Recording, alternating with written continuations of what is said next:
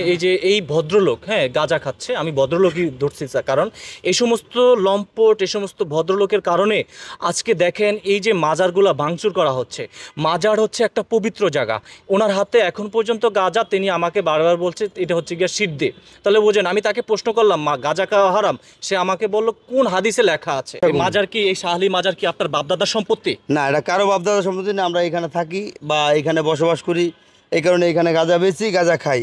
তোর সমস্যা কি? এরকম আপনি এখানে বসেন, এখানে খান, এখানে গাঁজা বেচেন, এখানে এই শাহালি মাজার আপনার বাপদাদার সম্পত্তি কিনা আমি আপনাকে জিজ্ঞাসা করছি। এটা কারোরই বাপদাদার সম্পত্তি না। তাহলে এই যে শাহালি মাজারে আপনারা যারা গাঁজা খান, আপনারা যারা গাঞ্জটি রয়েছেন, আপনারা যারা এই শাহালি মাজারে গাঁজা বিক্রি করছেন, এবং আপনাদের কারণে যে সমস্ত গাঞ্জটিরা রয়েছে, এই কারণে কিন্তু এই যে মাজার হলো একটা পবিত্র জায়গা, এখানে বসে আপনারা কেন গাঁজা খাচ্ছেন?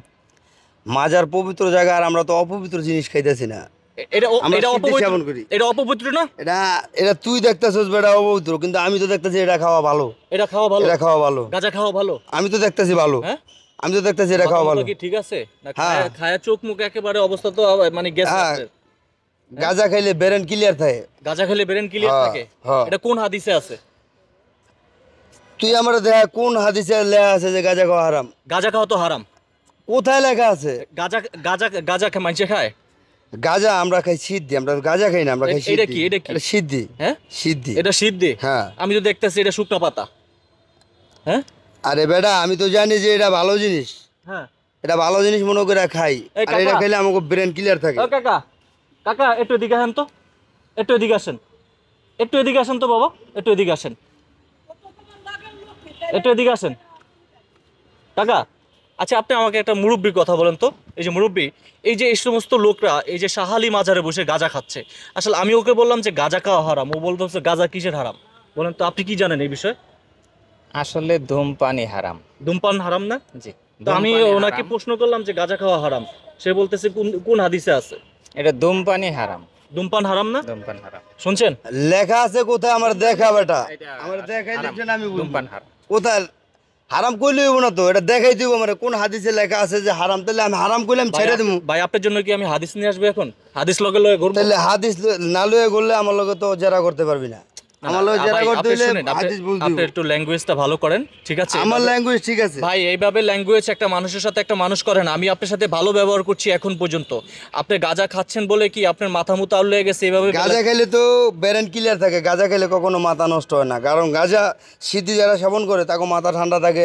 তারা আন্তাজে একজনের একটা কথা কয় না, যারা সিদ্ধি সেবন করে। এই যে আপনারা গাঁজা খান বিদায়, এই যে আপনাদের মতো যারা গাঞ্জটি রয়েছে, এই যে এই মাজার হলো একটা পবিত্র জায়গা, যারা আপনারা গাঁজা খাচ্ছেন, যারা আপনারা গাঁজা বিক্রি করছেন, এই কারণে কিন্তু আজকে মাজারগুলার এই পরিস্থিতি। এই কারণে কিন্তু আজকে মাজারগুলা বিভিন্ন জেলায় বিভিন্ন জায়গায় কিন্তু মাজারগুলা ভাঙচুর হচ্ছে।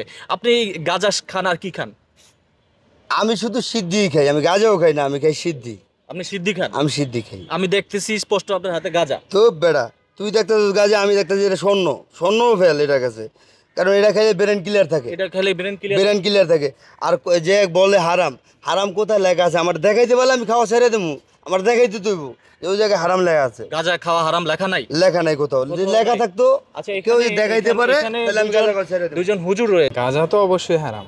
গাঁজা না, শুধু আপনার তামাক দ্রব্য, তামাক জাতীয় যেই জিনিসগুলো রয়েছে সবগুলোই খাওয়া হারাম। এটা প্রথমে পরে আপনি যদি ধরতে যান, নেশা জাতীয় যা কিছু আছে এগুলো ইসলামে হারাম করা হয়েছে। আপনার শরাবটা কি হারাম না? অবশ্যই। মদ কি হারাম? হারাম। তাহলে গাঁজা কি হবে? হালাল হবে না। কেমনে হবে? তো এটা যার যার ওপিনিয়ন। আপনি যদি একটা জিনিস বলেন যে আমি কোরআন পড়বো না, সেখানে আপনাকে জোর করে কেউ পড়াতে পারবে না। না। কিন্তু আপনি যদি মনে করেন যে আমি কোরআন পড়বো, কোরআন অনুযায়ী আমল করব, আসলে এদের মতো মানুষের কারণেই আসলে আপনার এই মাজার ভাঙার মতো কাজ হচ্ছে। তাই তো, এমনি এমনি না, এটা হচ্ছে এদের মতো মানুষের কারণেই আজকে। আপনি একজন ইমাম সাহেব, আপনি এই যে এই ভদ্রলোক গাঁজা খাচ্ছে, আমি ভদ্রলোকই ধরছি স্যার, কারণ এই সমস্ত লম্পট এই সমস্ত ভদ্রলোকের কারণে আজকে দেখেন এই যে মাজারগুলা ভাঙচুর করা হচ্ছে। মাজার হচ্ছে একটা পবিত্র জায়গা, ওনার হাতে এখন পর্যন্ত গাঁজা, তিনি আমাকে বারবার বলছে এটা হচ্ছে গিয়ে সিদ্ধি। তাহলে বোঝেন, আমি তাকে প্রশ্ন করলাম মা গাঁজা খাওয়া হারাম, সে আমাকে বলল কোন হাদিসে লেখা আছে? এই হাদিস নাম্বারটা কি আপনার জানা আছে? আসলে আপনি শরাব, মদ এগুলো যদি হারাম হয়ে থাকে, আপনার নেশা জাতীয় এই সবগুলোই হারাম। এগুলো হাদিস নাম্বার দিতে হবে কেন? আচ্ছা, শুনছেন? এই যে করেন হাদিস নাম্বার দিলে হয়তো আমার বুঝতে খুব তাড়াতাড়ি বুঝতে পারতাম। আপনি- কিন্তু আপনি এটা- যদি হারাম লেখা থাকে কোথাও, যদি হারাম লেখা থাকে তাহলে আমি সিদ্ধি খাওয়া ছেড়ে দেবো। যদি আমি তো বললাম, আমি তো সবারই কইতেছি যে যে হারাম লেখা থাকে তাহলে আমি সিদ্ধি খাওয়া ছেড়ে দেবো। আমার দেখাই তুইব যে হারাম লেখা আছে এখানে, তাইলে আমি সিদ্ধি খাওয়া ছেড়ে দেবো। ভাই আপনি যে এই যে এগুলা খাচ্ছেন এগুলা কি স্বাদ পান আপনি? এটা যাই খায় হ্যাঁ বোঝে। মানে কি আমাকে একটু বলবেন একটু কি স্বাদ পান? এটা খায়, আমরা তো সিদ্ধি সেবন করি, আমরা তো সিদ্ধি সেবন করে একটা মানুষের ওনার ধরে টান